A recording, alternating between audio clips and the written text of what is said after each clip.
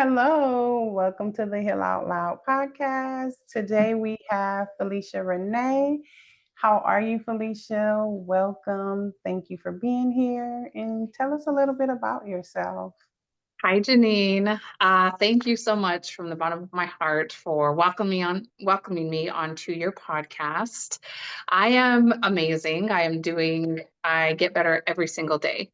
And as far as a little bit of background for me, I'm an author and I met your husband. I had the pleasure of meeting your husband and then coming in contact with you at a seminar.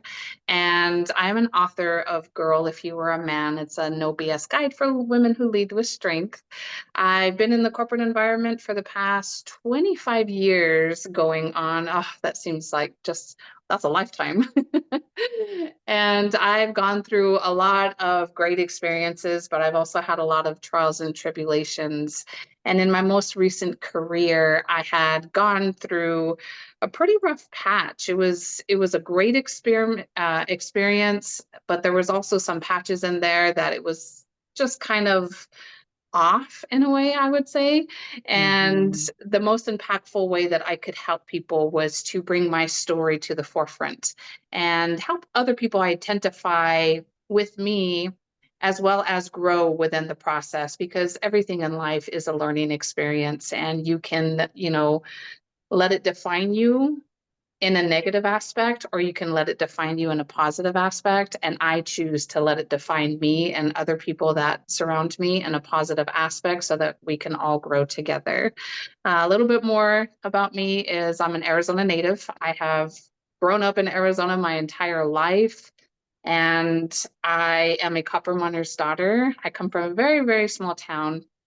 I grew up there. I had my first son there, and then I grew. I knew I wanted more things in life, and I decided that I wanted to jump into a bigger part of life itself. And so I moved into a smaller, kind of like rural city, not too Mhm. big, because you can't just, I mean, you can, but for me, it was, just safe steps in order to get my son and I into a better place, which landed us into where we live now, which is in Phoenix, Arizona. And I have loved every single part of the growth aspect in my life. I have three boys now.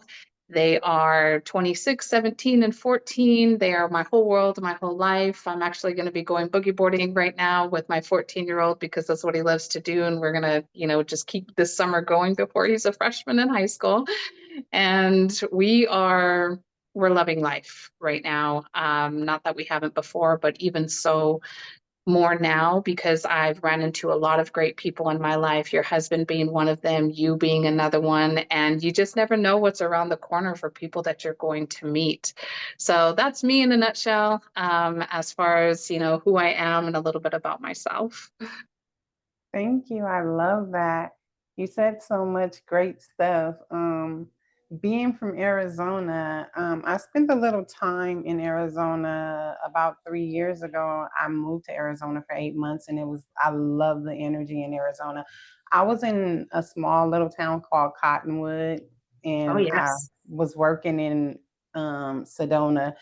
But being like an Arizona native, and you're still in Arizona, just more in the city area, and then like you've doing a lot of traveling and everything, how would you say like have that influenced your journey, if at all, of just the healing process and your intuition and everything?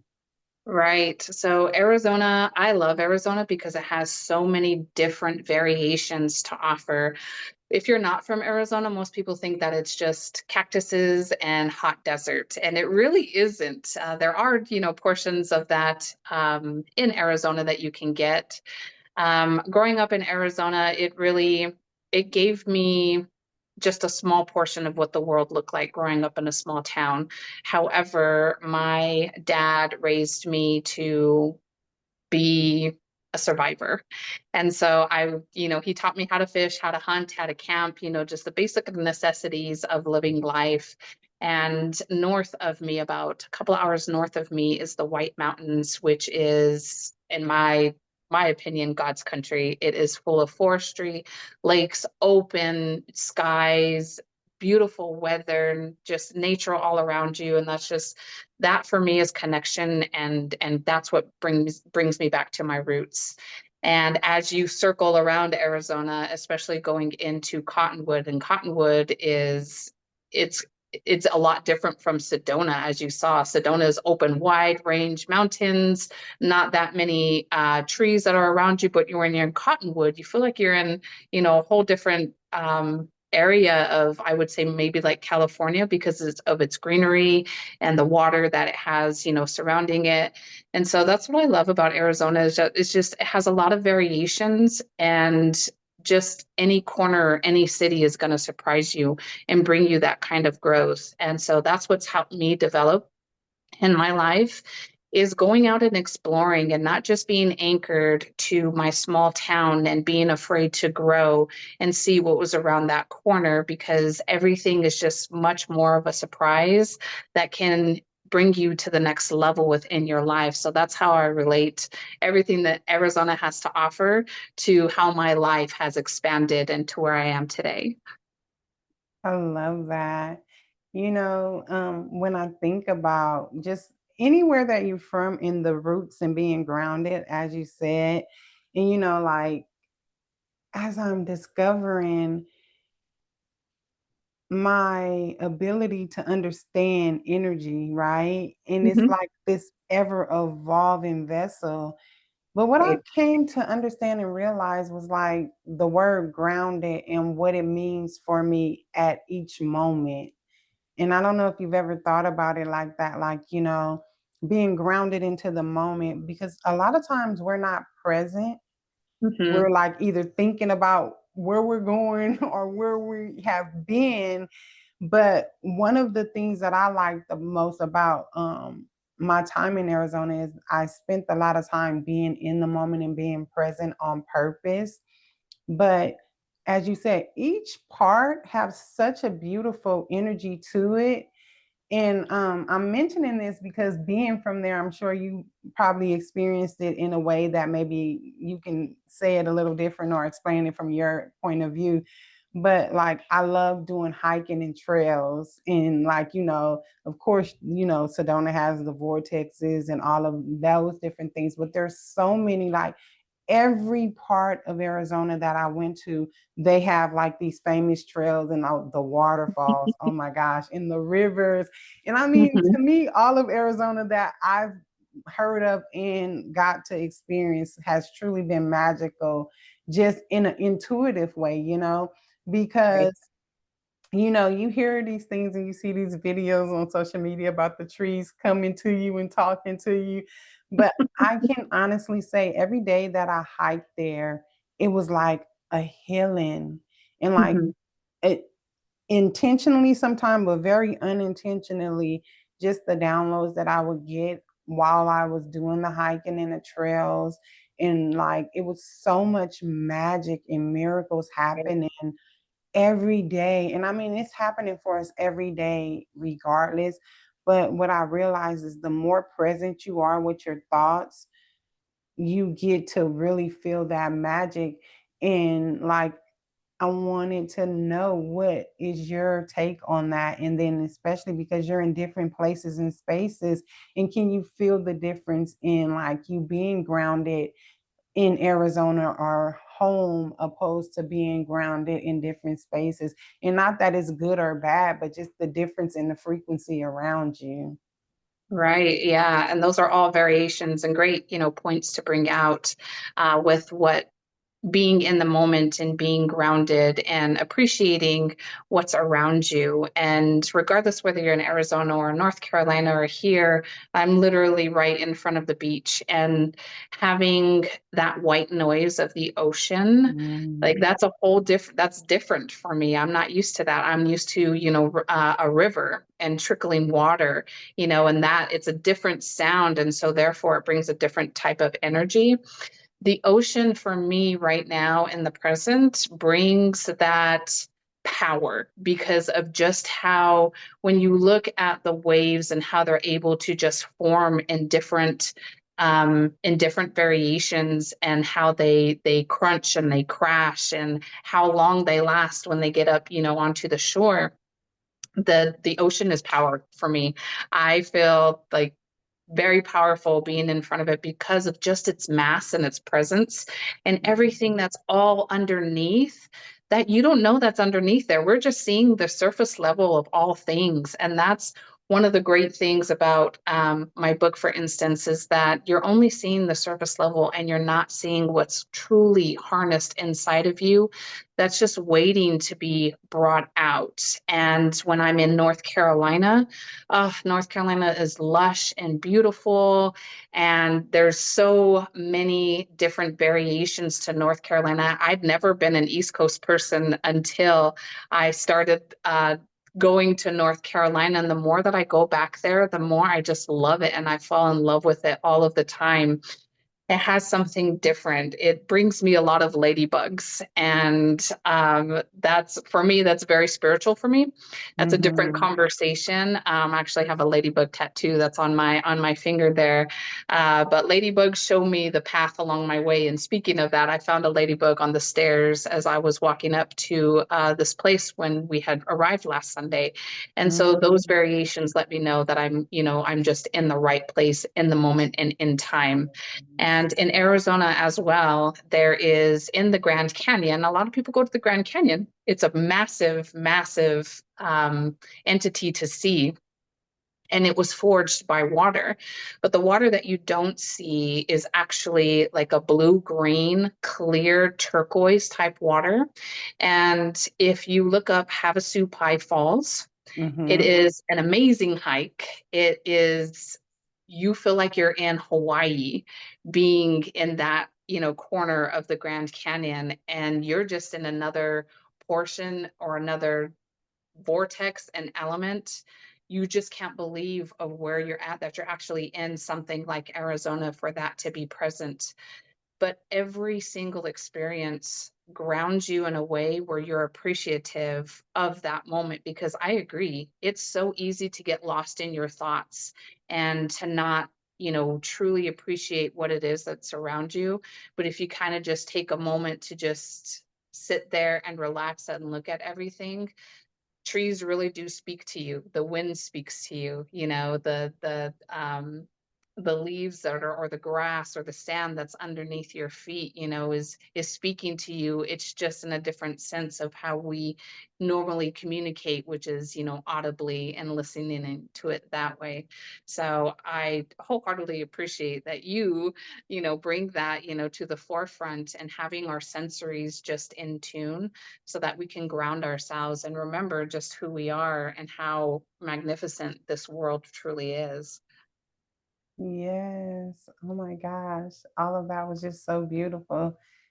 And I was thinking also when you were talking about the Havasu Falls, I was just thinking like this portal that just pulls you and clings you. I can almost feel the energy there. I've never been there, but I could just feel the energy there as you were speaking of it. And with crystals, because I love, absolutely love crystals, Oh, how yes. we can call the energy of a crystal, even if we don't have that crystal with us. And you mentioned your book.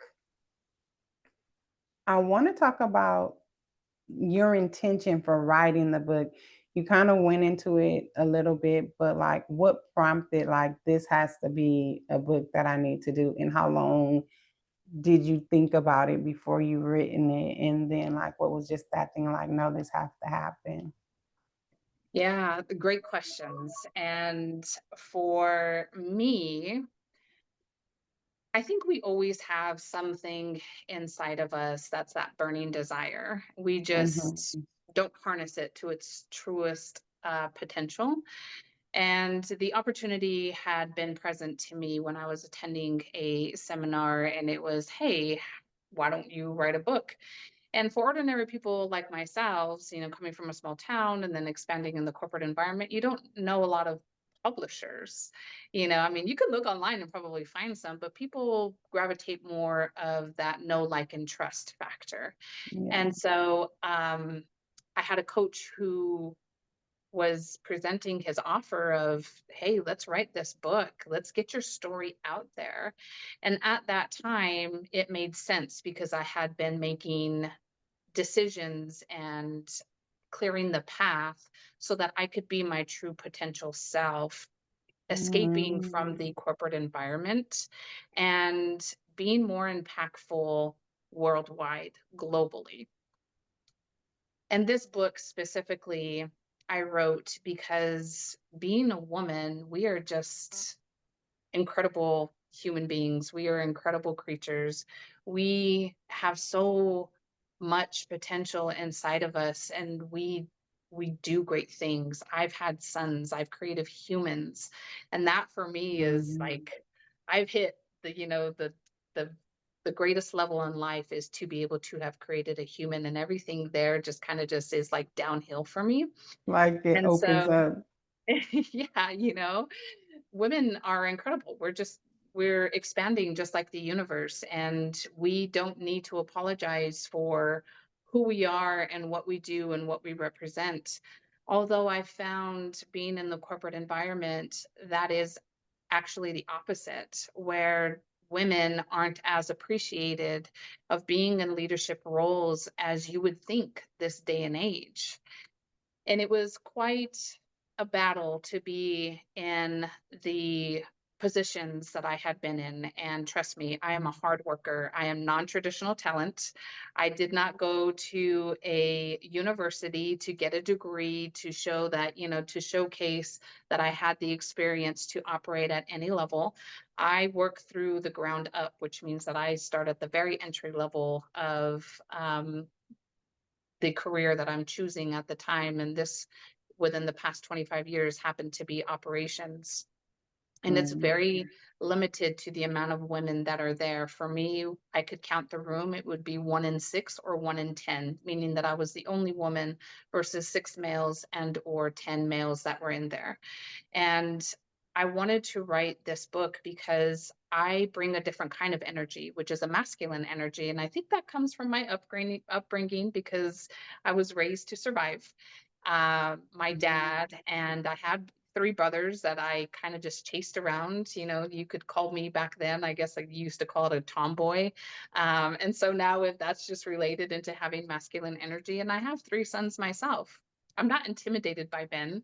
I'm not intimidated by women. I'm not intimidated, altogether because we're all humans and we're here, to have the experience of just a wonderful, great life. So why can't we just all do that?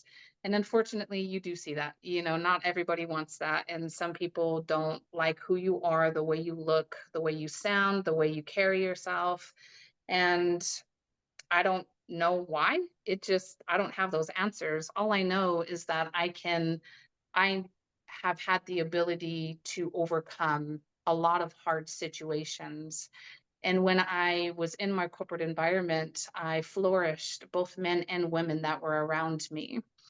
And when I would speak predominantly to women, they would say, we're not like you. We don't have that tough skin. We don't have that strong mindset to not let things Mm. break us. And it was kind of just taking a step back and asking why. Well, how come?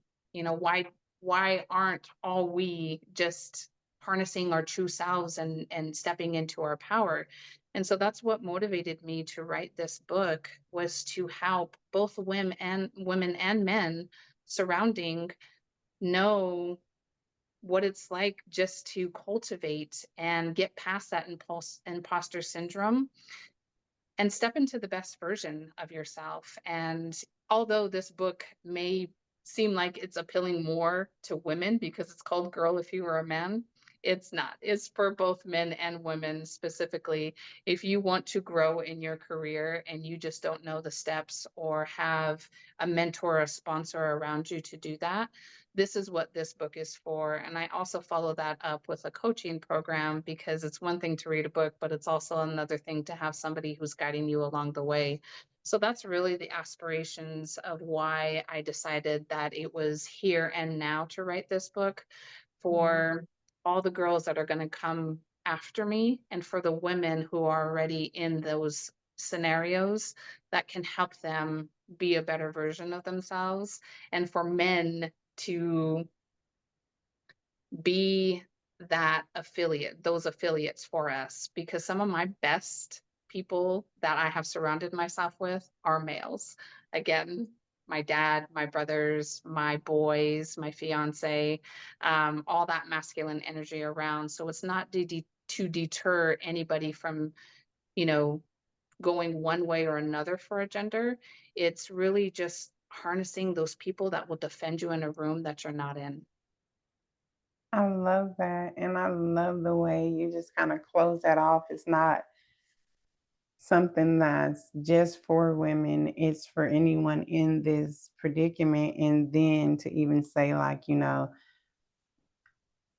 I love male energy, and it's very, powerful to know the difference in, an energy that's right and good and supportive, and then one that is not, because it's not about the male, it's about the person in Right. the choices that they make. And I think that's important to understand, because when we're throwing labels out there just to say, people can interpret things the way, and they're going to do that regardless. But, you know, the thing about it is to be very clear. And I love how clear you are with that. Like, some of, because even me growing up, most of my best friends were males. I've had Mhm. very small amount of female best friends, or even friends in general.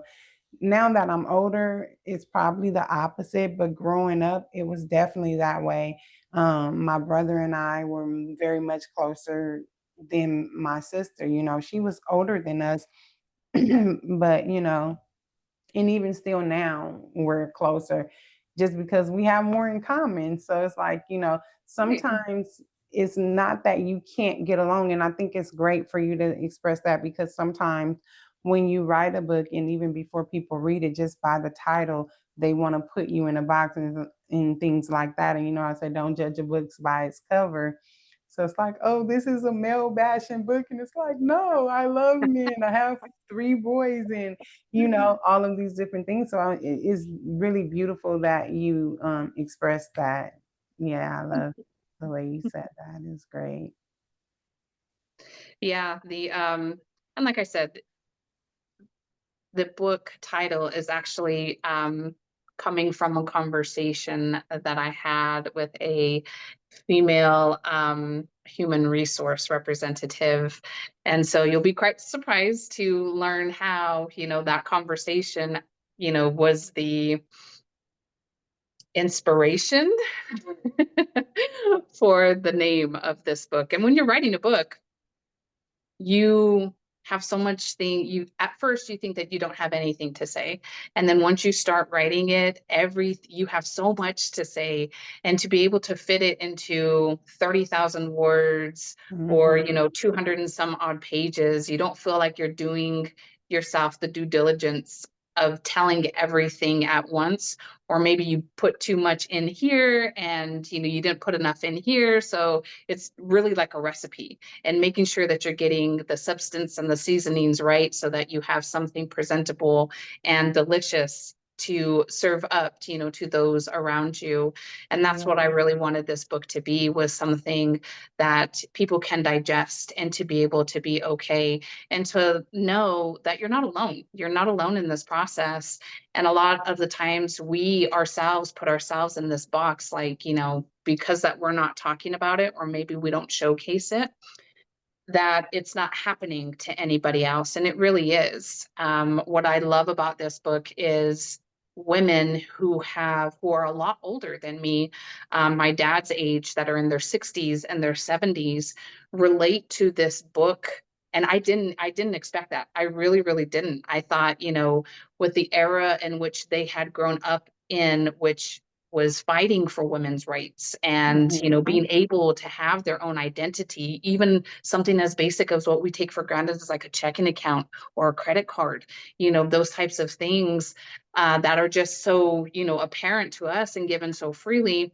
And they ask the question, is this really still happening in this day and age? And the answer is yes. And so when they read my book, they're like, wow, I wish I had this 30 years ago, 40 years ago, when I, was in my transition into wanting to level up and grow within the company and all of the things that, I was up against. And it makes me so proud that I'm able to impact people on different levels within their life and to be able to Mhm. resonate. Because the one thing that I do hear is, I felt like you wrote this book for me. And I love how it's just all relative. Doesn't that make you feel good to hear It and does. know that, wow, okay, I'm making the difference that I set out to make? My question for you is, when you wrote the book, and I love how you explain, like, I thought I had nothing to say, and then I realized, oh, I have a lot to say. And where is that? I like to call that compartmentalizing emotions and feelings and Mhm. thoughts. And, because we compartmentalize so much of our everyday life that it becomes a coping mechanism to do those Right. things. So, Yeah. can you speak to, like, the unveiling of everything that you have packed in for so many years as you wrote the book, and maybe even the healing process and the intuitive enlightenments that happened during that process? Yeah, of course. Absolutely. My pleasure. Whew, writing the book, it was therapeutical for me. You have so much to say, and then at the same time, you are wondering if that perfection paralysis is coming into play of, am I saying too much? Am I saying too little? What is just right? I had been in the corporate environment for 25 years, and I was blessed to have a female mentor at the early when I was just beginning my career, who had laid the forefront of what can I expect in being in a corporate environment and being a woman. And that was 25 years ago. And so as I progressed and years went on and on and on, it was almost as if like the same scenario, different people kept revealing itself over and over and over again. And when you start, when you've reached that aspect in your career where you are just now this well-oiled machine, you want to be able to flourish the people around you and help them understand and grow them. Because, growth for yourself only comes so far. You have to be able to harness sponsors and mentors, to help you see outside. And of course, for you to be able to impact people positively. And so when I was writing the book, it brought me all of the emotions that you could feel, happiness and sadness and anger and um, euphoric. Just at the end of it, that is the best word that I can describe it. It was euphoric to finally have it all laid out and in a book cover. And now, here's the final product. But in between the pages was a lot of heartache and tears and just remembering and happiness, because you remember the people who had brought you to your best self in those versions, who defended you in rooms that you were not in. And then you also remember the individuals who tried to make you somebody that you were not and you thought were allies and mentors, and they didn't turn out to be that way. And at some point in time in my book, I made sure that there was one thing that I wanted to say before we even dove into the chapters of the book, was to ensure that you are being aware of your mental health and that you are recognizing the signs that are around you. Because with a woman with masculine energy and holding such a high standard, you don't want people to know that things are happening, inside of you on the outside. Mhm. So you carry Mhm. yourself and you just you just compartmentalize a lot of that stuff, and you keep going and you keep going and you keep going. That doesn't always work, because there is a tipping point in which those emotions will come out, and recognizing your mental health and where you're at is crucial in ensuring that you stay grounded and that you can enjoy the moments that are around you. Because one of the biggest factors of recognizing mental health is that the things that you used to love know, you don't find that love anymore, and you kind of just compartmentalized everything inside of you, that you can't recognize how powerful the ocean is, how the vortex is bringing all of this great energy inside of you, because you just have so much that has just simmered and is now at a boiling point and a tipping point. So the book, again, it was just so many things to come, um, every emotion that you could possibly feel, it is right here in this book. And although it cannot cry, or it can't, anger, or, it doesn't have emotions, I really hope that someone can feel everything that I was putting into the substance of the book, and knowing that at the end of the book, it's that euphoric stage for them as well, to be like, I'm not alone, and I'm going to go, and I'm going to do whatever it takes and be the best version of myself that I can, because I have that permission, just as you give permission in your podcast for people to express their journey. I love that. And in the healing process, we have like all of the elements, and the importance of what you're saying is just like I'm over here, my soul is smiling because, thinking of how important it is to feel each element. And in the healing process, you go through each emotion, and the one that is the most resistance is grief. Mhm. But, we don't realize how important it is to grieve. Right. And it's like you can't skip any of those emotions. And that's the one where we normally tuck under and then have to start the process all over again. It's like, why am I in this vicious cycle? Because when it comes to Mhm. grieving, instead of grieving, we try to make ourselves happy. We try to jump back here, or, jump somewhere in between that feels more comfortable, or feels more tolerable. And I think that's important to understand. Just as you expressed, I felt every emotion very intensely, but you made it through the other side, and you birthed this beautiful book as kind of like what I'm hearing is a guide to how to move through the healing process with ease and with grace, and it's like not easy, but ease and grace, because it is a process. And, it's like it's not meant to be easy. And I Right. love the saying that, pain is inevitable, suffering is optional. Mhm. And Yes. sometimes we run from the pain and wind up suffering. And so it's just really amazing how, we're coming to bring all of this to the light. And that just, if you have anything to add to that. And then my next question was just to ask you, like, what role did your intuition play in just moving through this, and how did it help you through it? Yeah. And that, great points and great questions. The intuition aspect of it was to not be bitter about the process, to not have, although there was anger that, came to the surface of the things of, of what you can and can't control.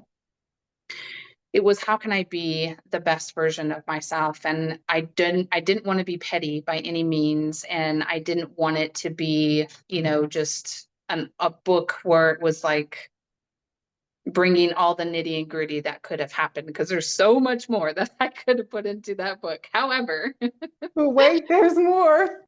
yeah, yes, but That's wait, the there's title to the more. next one. There was, and when I think about compartmentalizing, being able to have that transition stage and taking a step back and really looking at the scenarios in which, they are a choice, and it was a choice, for me to be able to conform or transform. And I chose the latter of that, which is to write a book and have it create an impactfulness globally, worldwide, and even if it just changed one person's life, including myself, then that's all I really needed as the reward to writing this book. It brought so much joy. And the intuition was to, how are you going to be able to be a positive force to be reckoned with? Because the saying is, you're a force to be reckoned with. And that is open to context, and for me, I like to put the positive aspect in front of it, be a Mhm. positive force to be reckoned with, because that already sets the stage of what it is that you're going to be putting forth and setting that mindset of how you're going to be impactful to what you're going to put down on paper, so that people take it as a tool that they can now run with, rather than something that brings them back into a state of mind or into an emotion that keeps them there. We want to be the successors of our environments and not victims of it, because once you start to run away from that pain, all you're doing is suppressing from it, but you're not really growing from it. And we could create some negative habits that keep us from being our best versions, when ideally we should be the people that we were born to be, which is, these amazing creatures that just have unlimited potential. And so that's where I ultimately end my book, is with the universe. I love that. And I love the way you mentioned a positive force, Mhm. because I think a big part of intuition and, manifesting and all these things, and there's so much hype around manifesting, but we're manifesting our life no matter what it looked like. So the intention that you set, right, that positive force, that's setting the intention to call in that positivity and disperse that positivity. So like in an intuitive verse, which we all are in at all times, but just being in knowing and setting that intention, I think is very powerful, and it seems like that's what you've done through this whole Mhm. process for yourself. Yeah, absolutely. And at the end of the day, and that's my choice, to be that positive force to be reckoned with, because I'm an example first and foremost. When I say that I have reached the ultimate holy grail in life of having children, I am when I think about being a leader, I was a leader far before I even went into the corporate environment. Having my first child, I was a leader, and in that aspect. And so I have to make sure that I am setting the example for them on how life is going to be unfair at times, and how people can be not the best versions of themselves to you, but it's really how you can control what you can't control, and that's ourselves. And having ourselves to be able to process these feelings, emotions, these thoughts, get them through, and being able to find places like Sedona or Cottonwood or Oceanside or North Carolina in order to ground ourselves again, to put us back into that mindset that, hey, this is just all relative. There are other people that are out there that are feeling this same way. And I want to be able to surround myself with people that bring that same type of positive energy, and give to those people who may think that they are alone that positive energy to keep moving forward, and to be, again, just the best versions of themselves. I love that. I have a couple of questions for you. Wow, time has Yes. went by so fast. I'm looking at the time like, wow, our time is almost up. The first question is, what does intuition mean to you, and how do you use it in your day-to-day life? And for anybody who's at a point in their life where they're noticing that there's more to their self, there's more to their intuition, there's more to their soul's connection, and just aligning with that higher version and higher frequency of their self. How would you explain it for you? And what is any tips or tricks that you would have for anyone? Yeah. So intuition for me is wisdom. That's basically is your wisdom and the feelings that you get when you're in the presence of something right or wrong. And Intuition is at times can hold us back from wanting to move forward, because not only is intuition there, but also fear sets in, and it can blind what intuition really can be, the potential of your true self. The higher frequencies in which we experience can also be somewhat scary, because it forces us to be a different version of ourselves that we may not always connect with. But that intuition will kick in, that wisdom, that knowledge, everything being inside of you will start to operate at a higher frequency. And once you tap into those elements that are just right, that higher frequency is going to become serendipity, where everything that you thought was more, negative things that were happening in your life, if you just happen to reverse that and move forward and move with that intuition and seek out those positive higher frequencies, your life is going to change in such a dramatic manner. You're just going to feel like, how did I miss this for so long? What was happening in my life that I wasn't operating on this level already? And that's the level that I am. I feel like I'm in this serendipity state of, and euphoric. Like it's just, it's, it's crazy and hard Like to life has been explain. this delicious the whole time. What? Yes.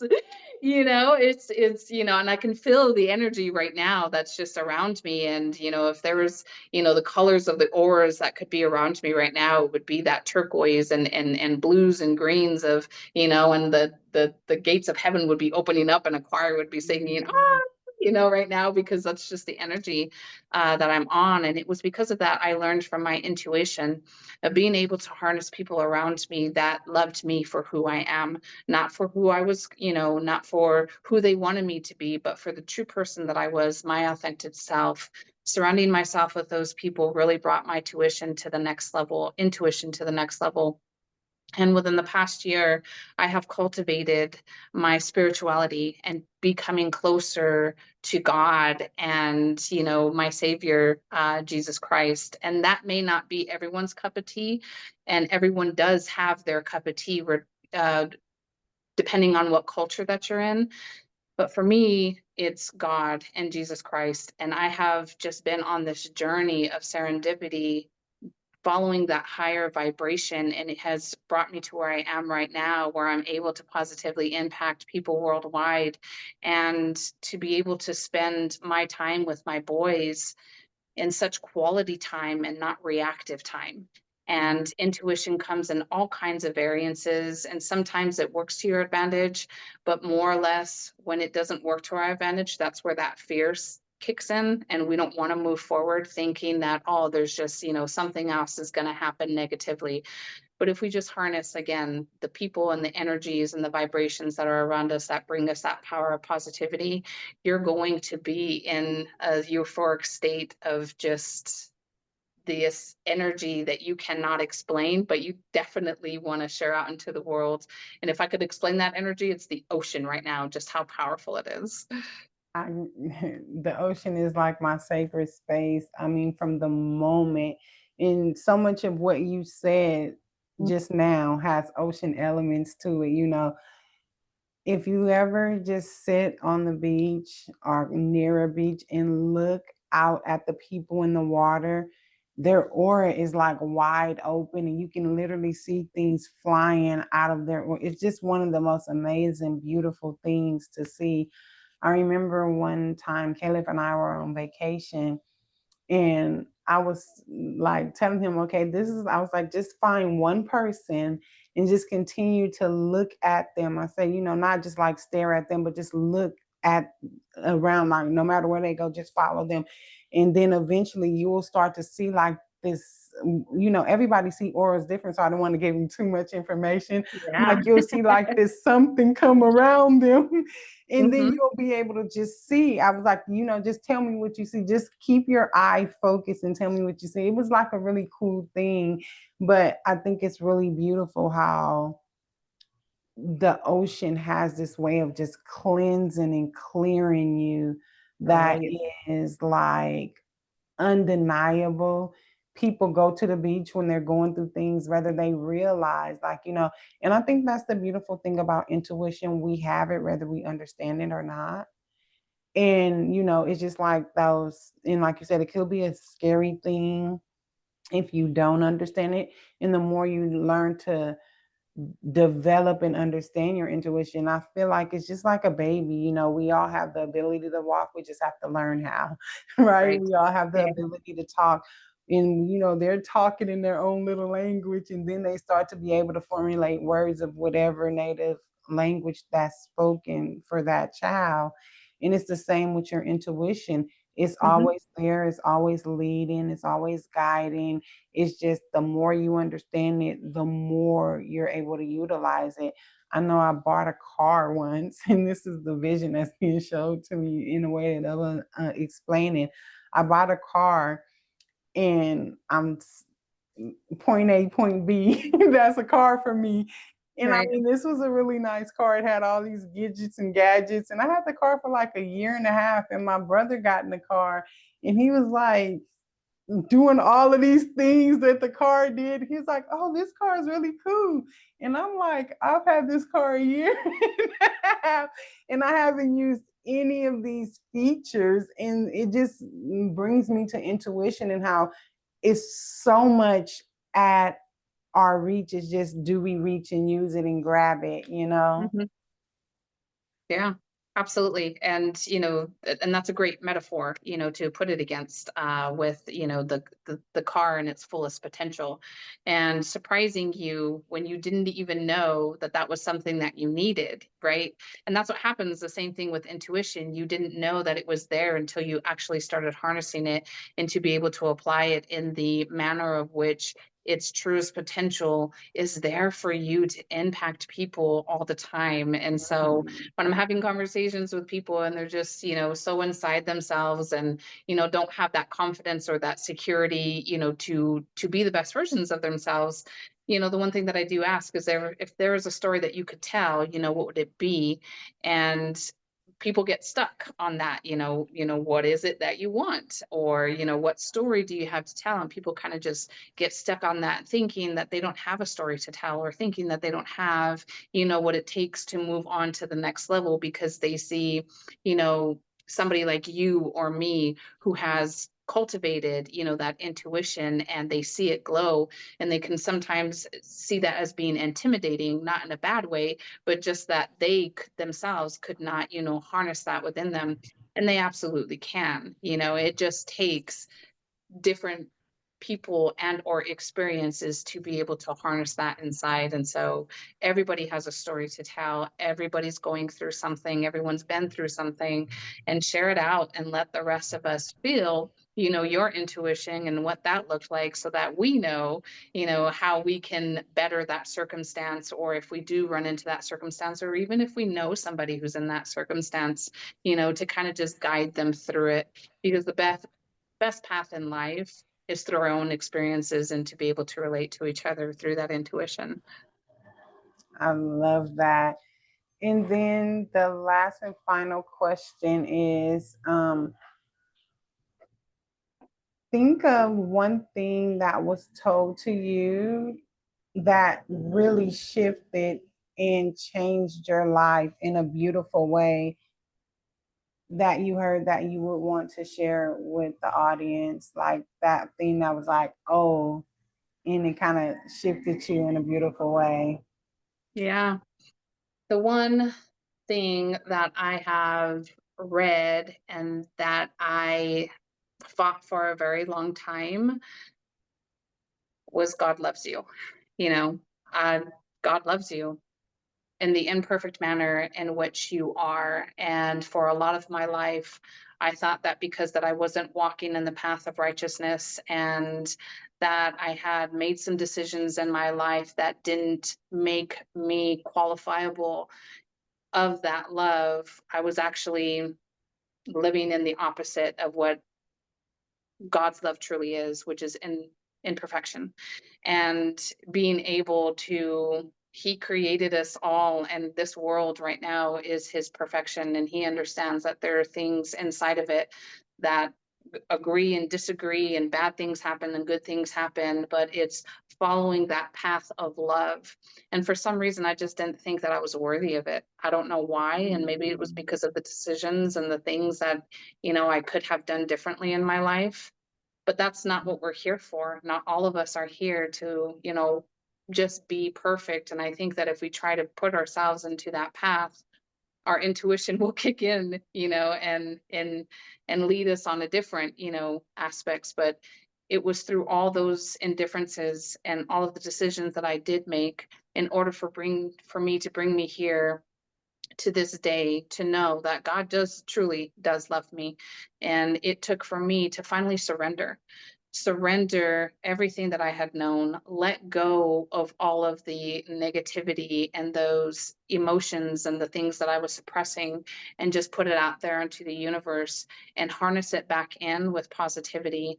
So that was the one thing that I read and that I continue to tell people, even those who have crossed my path in a negative aspect, that's the one thing that I will leave them with is God loves you and so do I.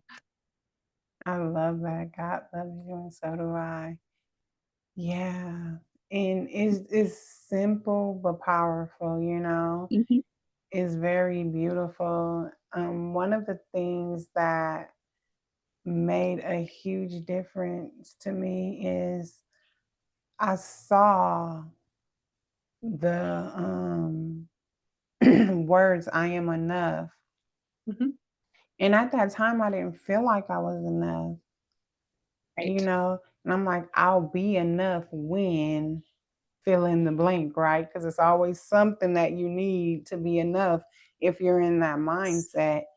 And then what I what came to me in that moment was you're always enough right here, right now. And then you just become a different version of yourself, but you're always enough because you always have everything that you need to be exactly what you want to be. So it's like we're always searching outer, and speaking of God, it's always that going within, right? Mhm, In that deeper connection with your soul, that deeper connection with God, your higher power, source, creator, whatever sacred name you give that being. But it's like when you are able to just know that there is a greater power that's greater than you, in that we're all divinely connected and guided by that, then you have to know that you are enough. And so that's a beautiful thing to just think of. And when you were saying that, that's kind of, it brought me back to that moment that I had. mhm. Yeah. Yeah, absolutely.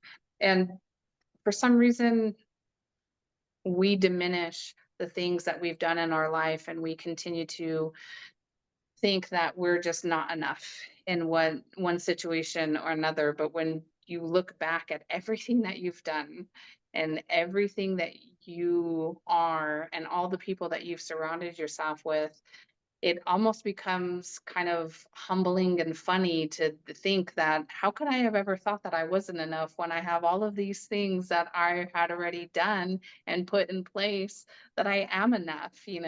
Reality is created Absolutely. through validation, and I'm so happy that you were able to find something to resonate with and to be able to have those deciding factors to say, yep, I am enough. And the same thing for me. I know God loves me, and I know that the more that I can spread that power of positivity amongst other people, to know that regardless of what has happened in your life, you're still here and you still have another moment to be a power of positive force to be reckoned with, for everyone that's around you.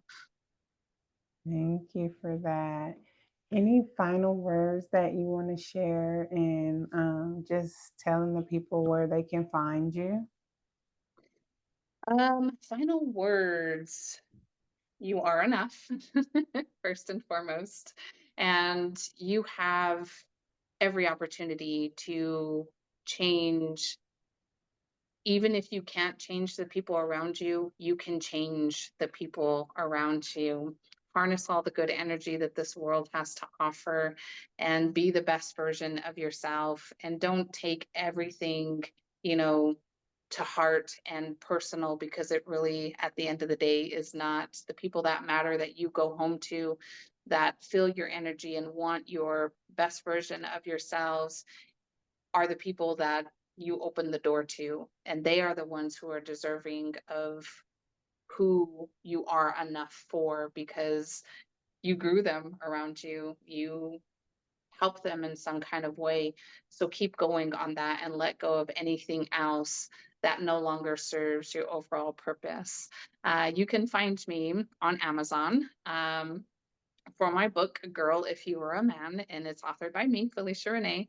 You can also go to my website at barrierstobrilliance.com. You can find the book there. You can learn a little bit more about me and the coaching and mentorship program that I have. And yes, and then I will be putting on seminars in Arizona, so that's to come, and just another serendipitous thing that's happening in my life for me to be able to bring what's in my book and put that out on stage and impact people on more of a personal level. So I appreciate, and I just realized that I was saying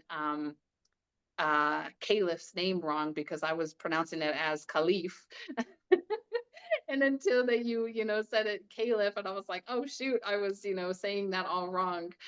So my apology, forgive me, first and No foremost for that. worries. But I just want to say how grateful and thankful I am of how the universe continues to put people like you and Caliph in my life, to be able to share each other's energies and experiences. And I wholeheartedly look forward to our developing relationship, that it will continue beyond the podcast and, the rest of our lives. Thank you. That was so beautiful. I look forward to spending more time with you and meeting your fiance. And Yay. thank you so much for your time. It has truly been a pleasure. And we will have all of your information linked under the video as well. So thank you very much. Thank you, And Janine.